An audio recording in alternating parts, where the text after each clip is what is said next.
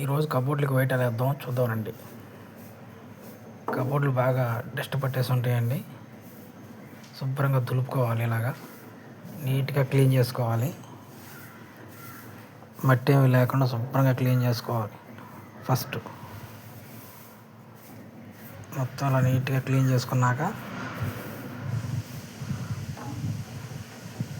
తర్వాత paint white paste అండి, దాంట్లో కొద్దిగా వైలెట్ కలుపుకొని శుభ్రంగా బాగా కలుపుకోవాలి.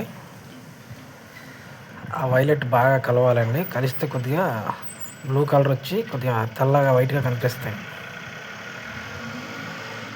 శుభ్రం కలుపుకోకపోతే ఆ టింట్ అలాగే వచ్చి నీట్గా కలవదండి.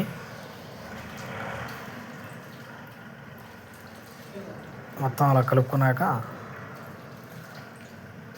ఇక బ్రష్ రోలర్ తీసుకుని వైట్ ఎలా వేయాలో చూద్దాం రండి. మొత్తం అలా మిక్స్ చేసుకోవాలి బాగా నీట్గా. ఇప్పుడు వైట్ బేస్ వైట్ రెండు శుభ్రం కలిపాను అనమాట.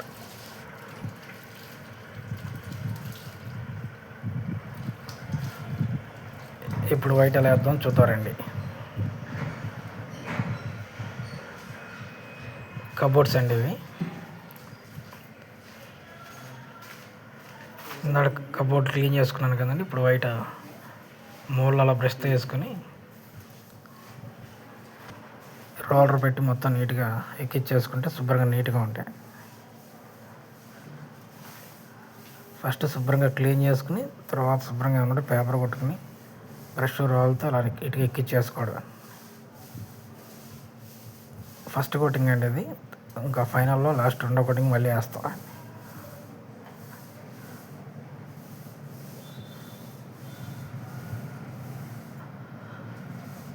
నా ఛానల్ కొత్తగా ఎవరిని చూస్తే సబ్స్క్రైబ్ చేసుకోండి. ప్లీజ్ సపోర్ట్ చేయండి.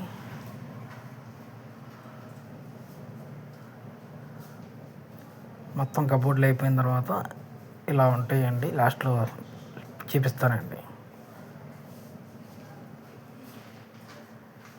Thank you friends. Mallesh YouTube painting channel. ఇలా ఉంటాయండి ఫైనల్గా మొత్తం అయిన తర్వాత. Thank you friends. Please subscribe Mallesh painting YouTube channel.